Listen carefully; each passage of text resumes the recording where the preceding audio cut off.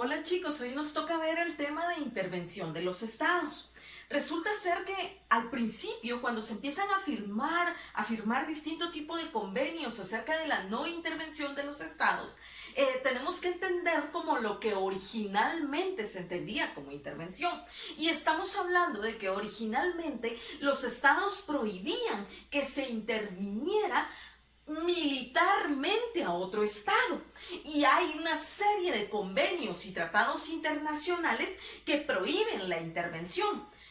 Sin ir tan lejos, por ejemplo, entre los deberes y derechos de los estados hay una convención específica que está firmada en Montevideo y que es parte de la Organización de Estados Americanos, que se compromete y que implica que todos los estados tienen el derecho a no ser intervenidos, pero también la obligación de que no sean intervenidos. Es decir, que es un derecho para Guatemala, por ejemplo, que ningún estado la intervenga, pero también es una obligación del resto de estados miembros no intervenir a ninguno de los países con los que tiene algún tipo de relación o no. Sin embargo, tenemos que entender que la intervención de los estados en tratados internacionales se ha ido ampliando.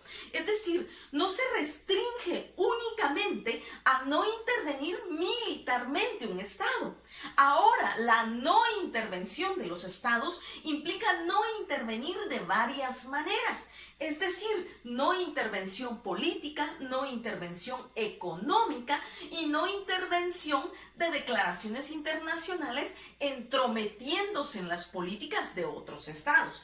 Por ejemplo, Guatemala no debería dar ninguna declaración, ningún funcionario acerca de lo que esté pasando en otro país, porque no es nuestro asunto y porque es obligación del Estado de Guatemala respetar la organización interna de cualquier otro estado.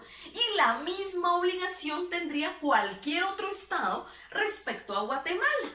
En este sentido, la intervención no debe ser ni militar, ni económica, ni de ningún tipo. Por ejemplo, poner sanciones de carácter económico a otro estado es una forma de intervención. Claro, yo tengo que aclarar que aquí les estoy enseñando lo que dicen los libros, lo que debería de ser. Pero todos conocemos que hay estados que han intervenido en otros estados. Sobre todo han hecho intervenciones de carácter económico, poniendo sanciones o restringiendo las relaciones económicas que se tienen con uno o con otro estado.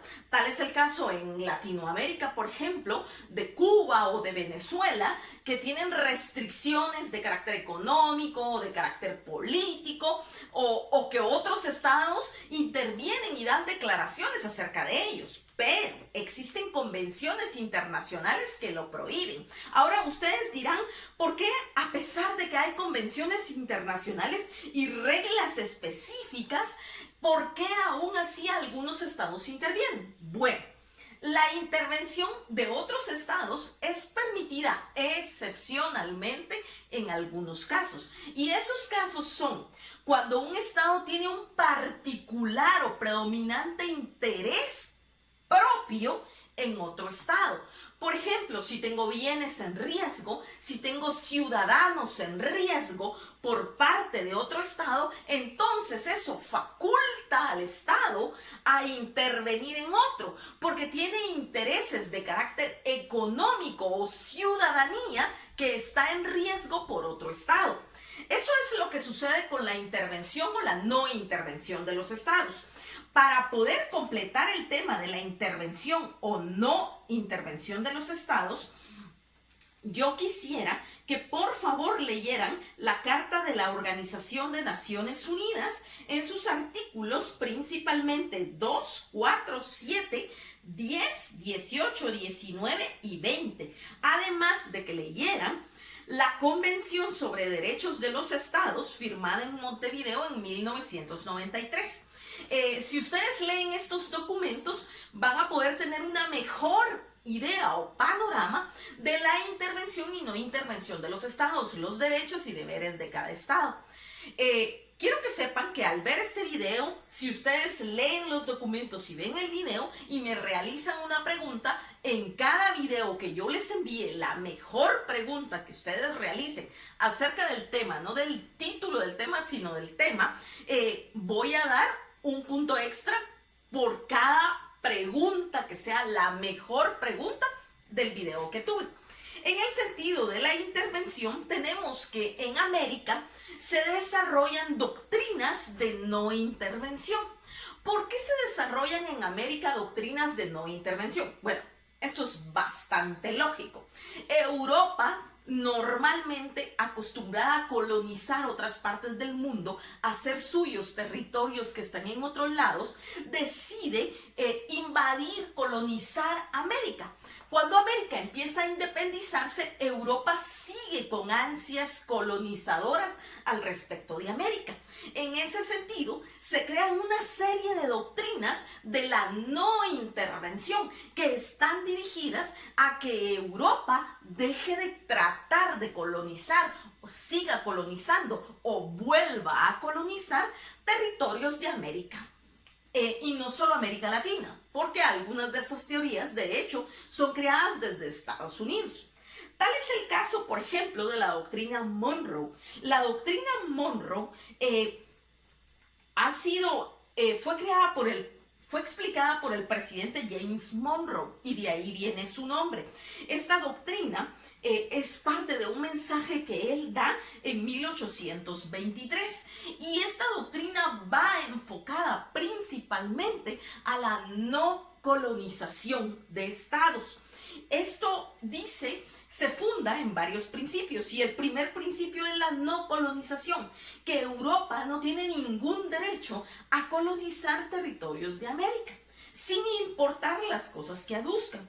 Otro principio es el principio de aislamiento, y dice que los países que ya se han declarado de forma independiente tienen definitivamente derecho de aislarse y no mezclarse con Europa principalmente. Y luego el principio de no intervención, que se resume en que ningún país europeo tiene derecho a intervenir en los asuntos internos de estados americanos, y ningún europeo o país europeo tiene derecho a intervenir en los asuntos de independencia de otros estados. Adicionalmente, ellos piensan que los pueblos, América es para los americanos. Esta frase, que es tan conocida y que se repite en varias ocasiones, incluso cuando hay partidos de fútbol o el mundial y quieren que un americano gane y el mundial se juega en América, dicen América para los americanos. Bueno, esta frase es parte de la teoría Monroe, que América solo es para los americanos. Luego tenemos la doctrina Drogo. Este es un diplomático argentino que se apellida Drogo, el que crea la doctrina Drogo. Y la doctrina Drogo está básicamente fundamentada en el hecho de que ningún país tiene derecho a intervenir otro país solo por razones de deuda. Porque resulta que hubo un problema con Venezuela. Venezuela a principios de 1900 tenía deudas con países europeos y no podía pagarlos.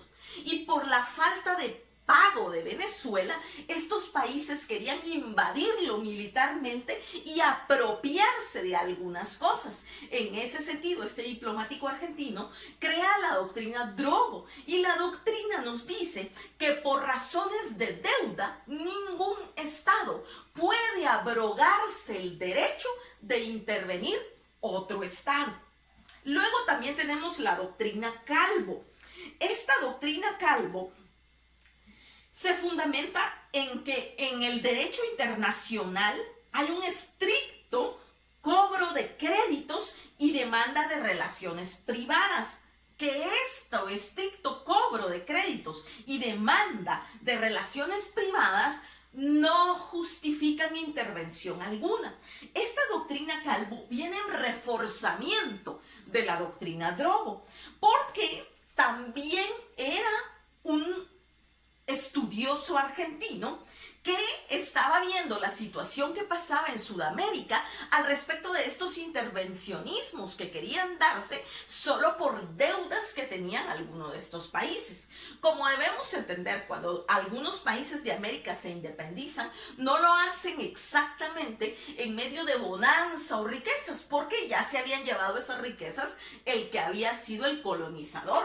En ese sentido, los países, para mantener lo que ellos tenían, se meten a deudas, a compromisos con otras naciones, y después esas naciones, en realidad el interés que tenían era intervenir y volverse a apropiar del lugar. Pero mediante estas doctrinas y trabajos diplomáticos que hacen estas personas, esto se logra evitar, y de esta manera se evita que por deuda se pueda invadir militarmente, recolonizar y etcétera. Todas estas doctrinas se han creado para evitar el intervencionismo de los estados. Posteriormente, la no intervención ha devenido en un principio fundamental de los convenios internacionales del derecho público. La no intervención de los estados se ha vuelto un principio fundamental del derecho internacional público.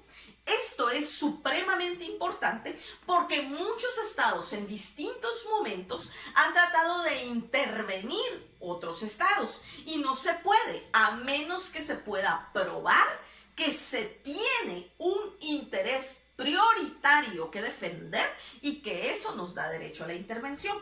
Debemos entender claramente que organizaciones como Naciones Unidas, con el voto favorable de la mayoría de la asamblea de sus miembros, sí tiene derecho a la intervención de los estados en algunos momentos, sobre todo cuando se encuentren poblaciones civiles en riesgo de padecer algún daño grave, cuando hayan algunos problemas que se puedan calificar como de lesa humanidad o violaciones graves a derechos humanos. Entonces este tipo de organizaciones está facultada para realizar esta intervención, que ya no es necesaria que se realice por parte de otros estados. Ha habido una historia de algunas intervenciones que se han dado, pero es muy importante para los estados actualmente que si van a intervenir en otro estado tengan esa aprobación de los otros, porque no tener la aprobación para intervenir, no haberla justificado y estar fundamentado en doctrina y convenciones, los hace no ser interventores nada más, sino ser considerados agresores de otro estado. Y la categoría no es la misma. Al ser un agresor de otro estado, vendría a ser como una declaración de guerra. Y en estos tiempos, pues esas cosas ya prácticamente no se usan y ningún estado quiere ser agresor de otro estado. Entonces, vamos a decir que todo lo que el derecho puede hacer es proporcionar reglas fundamentales, la aplicación de las cuales requiere mucho juicio. Eso nos dice Ochaíta. Ningún sistema legal se fundamenta en la fuerza. Todo depende de la opinión mundial. ¿Qué nos quiere decir Ochaíta con esta frase? Dice: todo lo que el derecho puede hacer es proporcionar reglas fundamentales.